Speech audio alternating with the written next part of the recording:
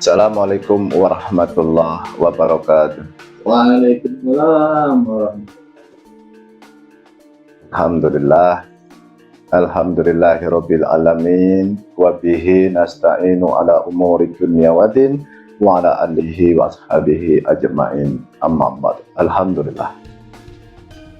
Alhamdulillah kaum muslimin dimanapun berada, jamaah rahimahumullah. Hari ini kita ketemu lagi, bincang-bincang, ngobrol-ngobrol dengan jamaah. Ada sebuah pertanyaan dari jamaah, mewakili jamaah yang lain. Monggo, tadi apa pertanyaannya? Baik, Ustaz. Assalamualaikum warahmatullahi wabarakatuh. Waalaikumsalam warahmatullahi wabarakatuh.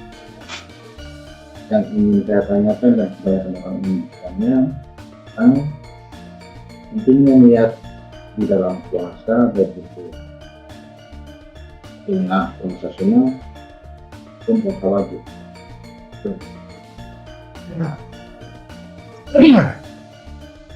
Pertanyaan yang bagus, pertanyaan yang cakep.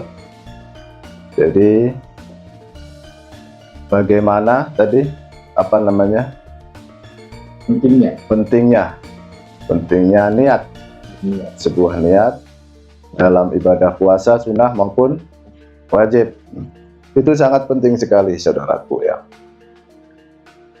Innamal a'malu binniyati. Bukan hanya peribadatan puasa saja bab niat ini ya. Jadi bab niat ini untuk semua aktivitas ibadah, kuncinya adalah ada di niat. Dan suksesnya orang ibadah itu pun ketika dia bisa mempertahankan niat. Orang sering misalkan membaca bacaan niat puasa Ramadan misalkan, atau membaca bacaan niat sholat. Kalau bacaan itu di awal, itu nawa itu tentang apa namanya puasa Ramadan. Biasanya umum ya, kalau kita habis tarawih itu membaca bacaan niat itu. Cuma niat ini sering kita lalai bacaan ini. Kalau niat itu di dalam hati, kalau bacaan itu dengan lisan. Yang di dalam hati ini harus terus dijaga sampai tujuan itu selesai. Nah, cara penjagaannya bagaimana? Kan ini harus ada cara. Caranya ketika mau makan, ingat, oh ya saya sedang puasa. Kita mau marah, ingat saya sedang puasa. Dan itu Anda tidak perlu membaca nawa itu lagi udah. Karena sudah dizaharkan di awal membaca niat, tinggal penjagaan. Dalam setiap aktivitas apapun akan ada hal-hal yang akan membatalkan atau mengurangi pahala puasa, maka caranya kita harus kembali kepada niat bahwa saya sedang beribadah kepada Allah Subhanahu wa Ta'ala, entah itu ibadah puasa wajib maupun puasa sunnah. Kita sedang niat sholat, kita menjaga ibadah sholat itu, jadi setelah selesai sholat pun masih dijaga. Niat apa? Dengan niat bahwa kita menjadi hamba-hamba yang ahli ibadah.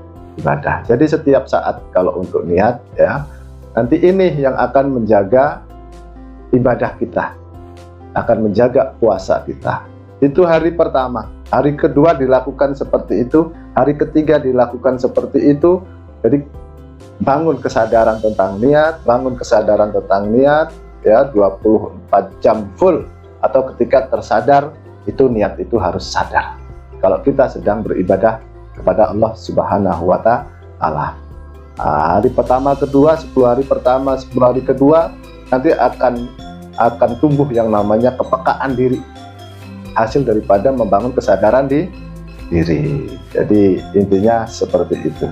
Ada pertanyaan yang lain? Baik Dok, untuk kita yang banyak puasa, ya ini hanya mendapatkan sering kita dengar, hanya mendapatkan dahaga dan Betul sekali. apa yang kita dapatkan dari puasa kita, itu seekor berat, orangnya seekor berat untuk yang Betul ya, sering para alim ulama sering mengatakan ada puasa awam, puasa khusus, puasa sangat khusus. Puasa awam ini kita sering hanya menahan lapar dan haus. Jadi puasanya lapar dan haus saja udah, nahan lapar, nahan haus, udah ya. Ini kita capek ya. Kalau hanya puasa untuk menahan lapar dan haus, maka untuk menghasilkan puasa yang punya kualitas iman dan takwa harus minimal puasa hati. Puasa hati ini diiringi dengan puasa jasadiah, menahan pandangan, menahan lisan kita, menahan pendengaran kita, tangan kaki kita. Nah, ini kembali kepada yang pertama tadi yang disebut mempertahankan niat. Bahwa niat ini tetap hidup. Kita tersadar kalau kita sedang mengabdi beribadah kepada Allah Subhanahu wa Ta'ala. Nah, kalau sudah fisik ini pun ini harus dilatih. Nggak cukup hanya hari pertama, hari kedua. Makanya Rasulullah itu membagi 10 hari pertama, 10 hari kedua, 10 hari ketiga. Karena apa? Karena puasa ini melatih disiplin. Satu contoh, orang latihan push up. Hari pertama kuat 5 kali.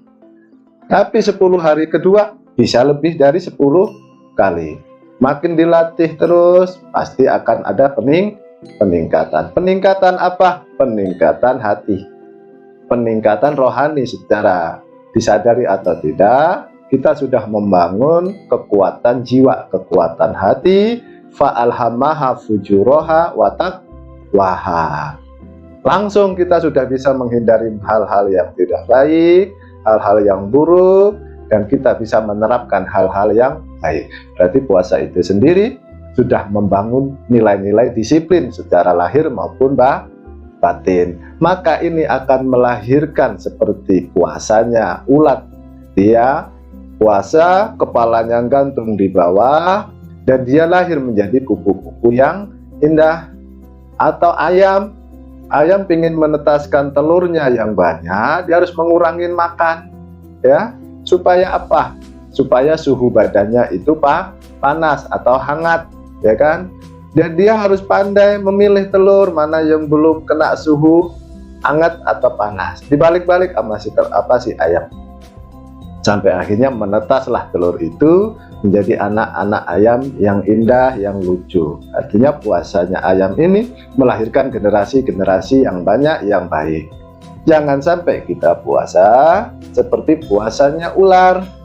Sama dia tidak makan, tidak minum, ya, untuk mengeringkan tubuhnya sehingga kulit luarnya bisa keluar dan berganti dengan wajah yang kulitnya baru, ya kan, tapi perilakunya masih tetap ular, tetap dia mengandung bisa, dia beracun.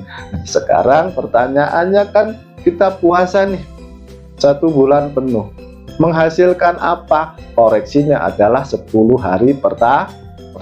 Kita koreksi tuh, muhasabah. Ntar kalau udah 10 hari pertama, apa yang sudah kita lakukan selama 10 hari puasa Ramadan ini, kita dapat apa ini? Sudah belum merubah karakter kita, tutur sapa kita dengan orang tua kita atau orang yang lebih tua, tilawah kita dengan Al-Quran, dan ibadah-ibadah sunnah yang lain. Tercek lagi 10 hari kedua. Nah, kalau udah 10 hari kedua, ini kita harus benar-benar mulai fokus. Karena di situ ada satu malam yang sangat mulia sekali, yaitu Lailatul Qadar. Nah, jadi kita menyiapkan ini, ada estafetnya. Ya, dari 10 hari pertama, 10 hari kedua, sampai 10 hari ketiga, kita disunahkan untuk berbanyak iktikaf. Ya, jadi seperti itu. Bisa dipahami kira-kira ya? Ada pertanyaan yang lain? Saya kira cukup dah, mungkin nah tentang bagian 10 hari ini ya. Oke, siap. Assalamualaikum warahmatullahi Waalaikumsalam warahmatullahi wabarakatuh. Alhamdulillah ya. Itu dulu, mudah-mudahan bermanfaat bagi kawan-kawan kaum muslimin muslimat dimanapun berada. Dari saya, billahi taufik wal hidayah. Assalamualaikum warahmatullahi wabarakatuh.